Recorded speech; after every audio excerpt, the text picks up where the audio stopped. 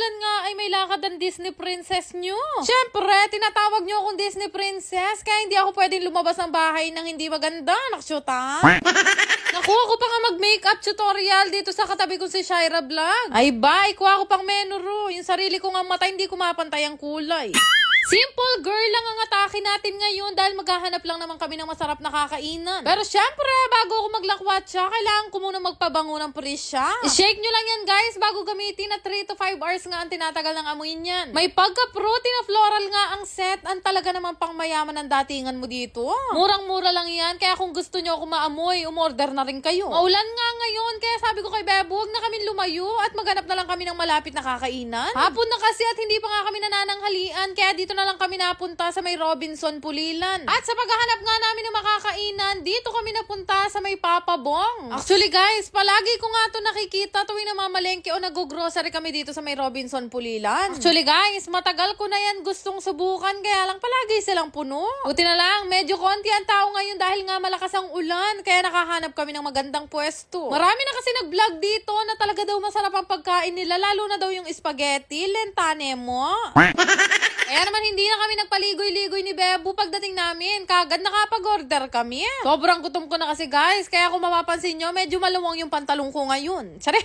Naman pala dito sa may Papa Bongs, kaya pala laging puno, napakamura lang ng mga tinda nila. Akala ko nga dati, puro pizza lang ang mga tinda nila dito, pero meron din pala silang mga rice meal. Kaya naman ngayong araw, umorder kami lahat ng cravings namin dahil saktong-sakto birthday ni Kate TV ngayon. Tinatamad na kasi kami magluto sa bahay, kaya dito na kami dumiretso sa Papa Bongs. Dahil nga 5 kaming kakain ngayon, puro party package na nga yung pinag-order namin. Kaya lang yung party package pala nila dito, ay Diyos ko, pang isang buong section na Christmas party pala. Naksyota. Sabi ko nga sa kanila, kapag kami birthday yan, dito ko na lang sila dadalhin kasi napakamura lang ng mga party package nila. Kaya nga nung malaking spaghetti na in-order namin, nasa 329 pesos lang. Ito naman kinakain ko ngayon, yan nga yung party chicken packs nila na sabi good for 5 to 6 packs lang daw. Pero hindi, kahit 12 kayo, hindi nyo mauubos.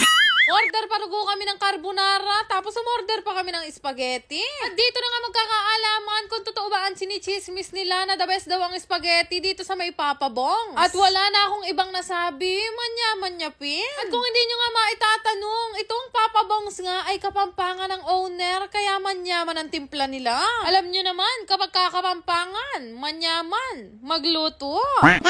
Siyempre, balo ng balong Bebo yun. Sorry. Yes nga rin yung na-order naming pizza na buy one take one. Ito nga yung meat, overload and veggies na 11 inches ang laki. Sinubukan din namin ito pinagmamalaki nilang party kesa na 12 pieces tapos 279 lang. Meron palang ganun. Kung hanap nyo kasi yung mga pang take out, pandala sa mga birthday yan o kahit sa divorce, pwede kayong bumili sa kanila.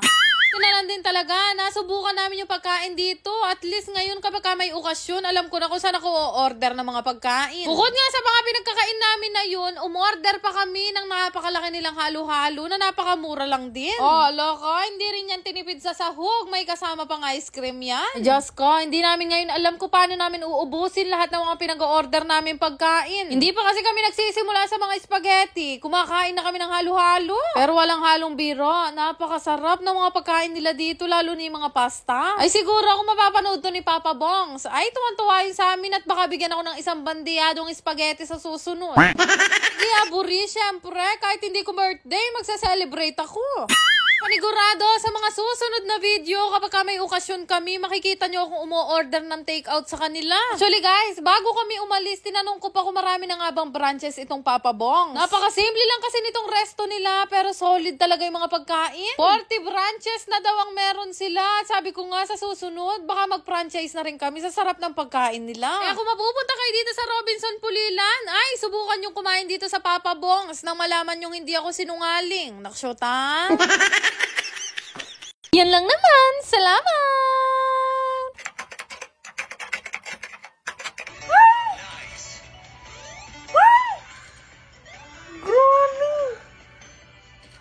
Hindi ko nga i-gatekeep itong pinaglilibangan ko bagong laro na QQWin. Sabi guys, sobrang ganda ng laro na to, pero syempre ito ay libangan ko lamang. Higpit na ipinagbabawal to sa mga bata, at syempre kung wala kayong extra, wag nyo na pong laruin. Ipapakita ko din sa inyo kung gaano kadali laruin yung mga laro nila dito sa QQWin. Pag kasi wala akong ginagawa, ito yung nilalaro ko, yung Sweet Bonanza, na talaga naman napakalaki kong manalo. Minsan nga, nagugulat na lang ako, malaki na pala ang napapanalunan ko, hindi ko pa alam. Dali din kasi yan laruin at pipindot-pindot ka lang naman. Yan ko nga kayo ng sample kung gaano kalaki na panalunan ko nga kagabi. Kapag ka ganito na kalaki na papanalunan ko, automatically mini-withdraw ko na yan. Pero yung puhunan ko nga 5,000 pesos, 200,000 pesos na siya ngayon. Pre, hinay-hinay lang sa paglalaro. Eka nga nila, play responsibly. Lahat nga na magre-register, bibigyan ko kayo automatically ng GCash. Ilalagay ko na lang yung link sa comment section.